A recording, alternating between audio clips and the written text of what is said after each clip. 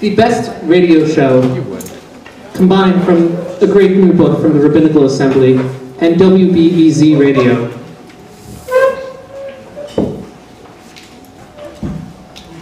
This Observant Life.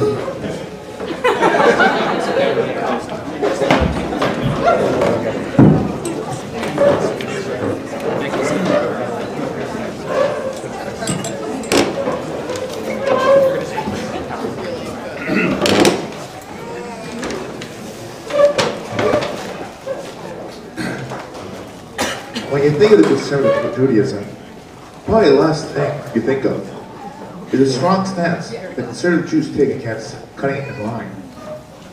Alison Atches, age 25, a young Jewish educator, says that she has never cut in line. I wouldn't say I'm the most observant Jew out there, but I know that Jews try to do the right thing. You know, love your neighbor as yourself.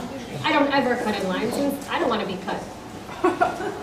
But Alison actually does get cut, consistently. I followed Alison around for 4 days and counted how many times she stood in line versus how many times she was cut in line by somebody else. Alison stood in only 20 lines, and people cut her in line 392 times. On average, every time Alison stood in the line, she was cut by over 19 people. See, it doesn't get me down when people cut me. My decision to not cut lines is part of being Jewish. You could say thankless, but maybe that's what it means to live an observant life. You are listening to The Observant Life, This Observant Life, and I'm Ira Glass. Each week, we choose a theme and bring you a variety of different kinds of stories related to that theme. Our show today, in 3 acts, is called Making the Cut. We'll be bringing you 3 stories about conservative Jews making the cut. Act 1, a cut above the rest. Oren Kruglet is out of place at the Jewish Theological Seminary. He's a second-year medical student and standing at slightly over 6 feet. Oren is what is called in the seminary a cut above the rest. My Hebrew knowledge is average. My charisma is average. On my GREs, my scores were average. But I know I'm going to stand out as a rabbi. That's because I'm tall. It's true. In the book of Samuel, King Saul, before he was King Saul, literally stood out from the crowd because he literally stood out from the crowd.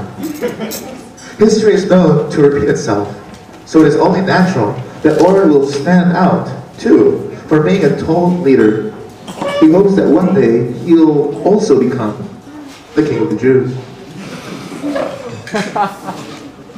I've thought about becoming the king of the Jews, and I even took Rabbi Jack Moon's leadership class last semester. After the first class, I actually went up and asked him point blank what he thought about me becoming king of the Jews.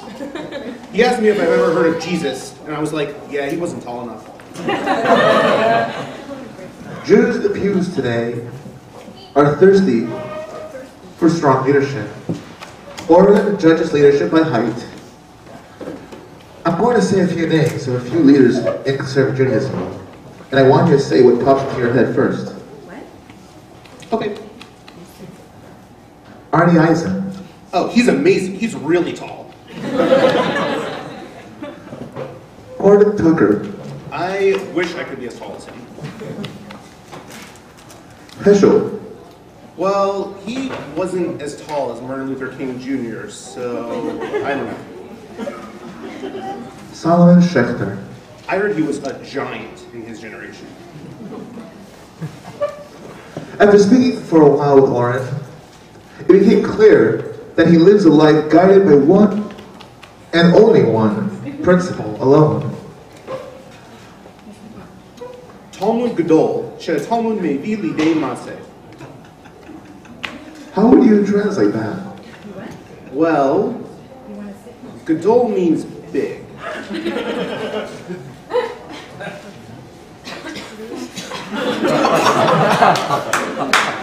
So, the principle you live by roughly translates into big. Yeah.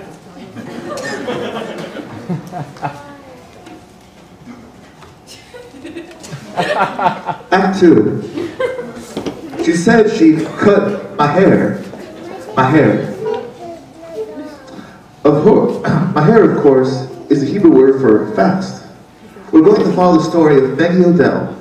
Maggie used to be the fastest barber in town, and then she turned into a swing tot sort of barber, and then she got turned onto the observant life. And then she shifted gears and took up an ancient Jewish practice, shechita, the ritual slaughtering of animals. People ask me what I think of the old days, before I was observant. I was a friendly barber, and also a covert murderer, killing the clients I never liked at my hair salon. I really see no difference between how I lived then and how I live now. Back then, I used to cut things, and today I cut things. The only difference now is that rabbis like me. Well, liberal rabbis. Maggie is the first female-trained shochetet, ritual slaughterer. All the meat she produces is kosher, meaning any Jew can eat it, if the rabbi thinks it's kosher. People ask me about my qualifications as a shochet. They want to know where I got my training in shechita. After all, it's a trade usually taught exclusively by and to ultra-Orthodox men. Well, I'd say that my method of shechita is highly influenced by the writings of Martin Buber. He had this whole I and thou thing, and a lot of his Jewish practice came from intuition and feeling his way through religion. Before I get down to business, I have an intimate moment where, and I think Reb Zalman does this too, I look the animal straight in the eyes for 20 minutes in silence. And then I scream at it for an hour and a half, shouting every curse I can think of. At this point, the animal gets the idea that we ain't gonna be friends, and the shechita I perform is nearly identical to what I did to my bad customers. I'm basically a self-taught shochet. Maggie described for me what killing an animal is like. I felt uncomfortable when she removed the knife and stood in the middle of the traffic, screaming over and over, "Who wants to see how shechita is done? Who wants to see how shechita is done?" It was probably the desecration of God's name, a Hilul Hashem, as we say in Hebrew. When people say my methods are unconventional, they forget that I'm conservative. Being a conservative Jew doesn't mean I live without rules. It actually means that I go above and beyond the law. For example, I would never perform shechita while talking on my cell phone. That's a rule. It is literally a bloody mess. I learned that the hard way. I also wouldn't murder someone while slaughtering an animal. Having kavanah, being focused, is integral to my work. That's why it's called being an observant Jew. Despite her claim of being a quote-unquote observant Jew, I can't tell what Maggie does or doesn't know. When I asked her if she ever studied Chulin, where a lot of the laws of shechita originated nearly 1,500 years ago, there was an awkward pause. And then Maggie threw a machete at me. After she calmed down, we talked halakha, Jewish law. You know, they say that eating the blood is not kosher, but I disagree. The most delicious part when I make chicken soup is the blood, especially human blood. At a certain point, I realized Maggie might kill me, so I stopped the interview. Act 3. She's a little bit tipsy. The story of an innovative mohelet. We might think of Brit Milah as a solemn ceremony, soberly welcoming a young Jewish boy by way of ritual circumcision into the Jewish community. The ritual can make men feel uncomfortable, and the thought of it might even sound barbaric. Rachel Zarin gives this old tradition a new twist. At the top of her website, www.tipsymohelet.com, Rachel's slogan appears in graffiti-styled lettering. I bring the schnapps, and the chops. Rachel says that she doesn't drink, except when she's on the job. On Shabbat, I drink grape juice. The first time my lips ever touched wine was the first time I took off a foreskin. I try to emphasize in my work that a Brit Milah is a joyous occasion. In the Jewish tradition, wine and other forms of strong drink help express that joy. So whenever I enter a home to cut off a foreskin, I make sure to do 4 things to get the party started.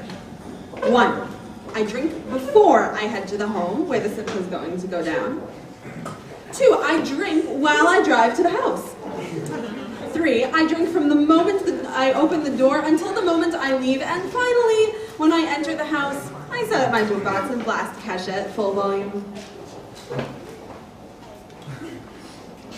On one level, the work of the tipsy Mohelet sounds very crass.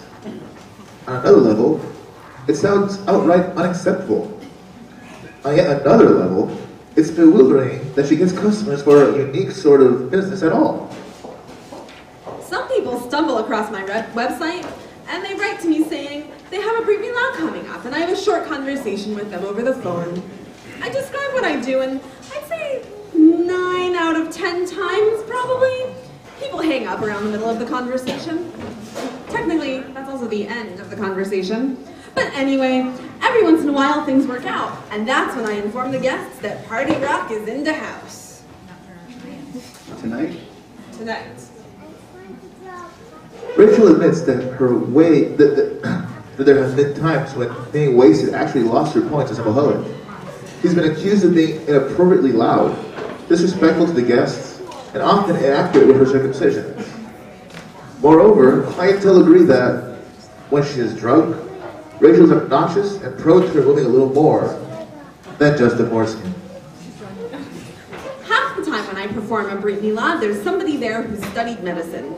I have to thank the family for bringing along the doctor or EMT or whoever.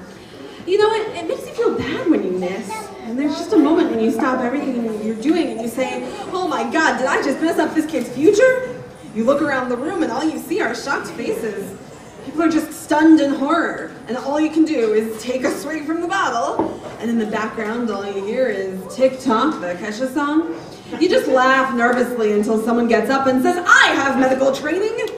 Then you breathe a sigh of relief and just drive off. It's embarrassing because we're all just trying to be professional. The first time when Rachel's rabbinic identity really came through to me was when she spoke of what keeps her going. When she talked about her urge to persist and to move forward, she spoke from a place of tradition that nearly shocked me as a listener. You know, a parent once told me that it was literally a miracle of coincidence that there was an ER-certified medical surgeon in the room. This one time I accidentally separated a good chunk of this kid's lower half from his upper half. I stomped my foot on the ground, just missing my bottle of Jack Daniels, and I said, shut up, fool! He looked at me as if I had been the jerk. So I got real close and pointed at his chest the jagged edge of his half-broken bottle. I said, listen up, Doc. There's this story in the Talmud. You can look it up if you want to. Megillah 7b. It's Purim, and 2 rabbis are drinking. One of them kills the other. Then he comes back.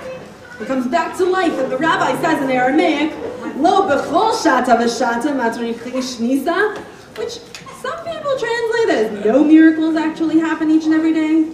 If that were his point, then he would have been saying, don't drink like that because it's dangerous. But I say, how dangerous can you be on a happy occasion? So I read it with a different emphasis.